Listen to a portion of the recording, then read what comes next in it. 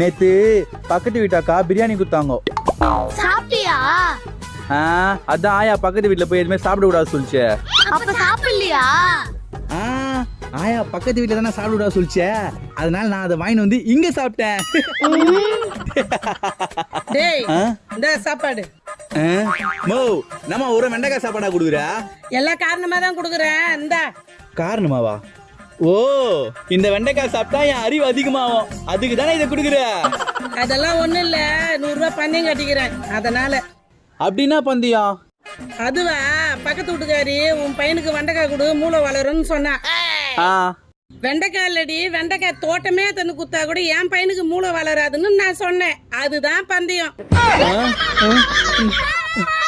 சீக்கிரம் சாப்பிடு, 100 ரூபாய் போய் நான் வாங்கிட்டு வரணும். பரவாயில்ல விடு, என்னால ஒரு 100 ரூபாய் வந்தது.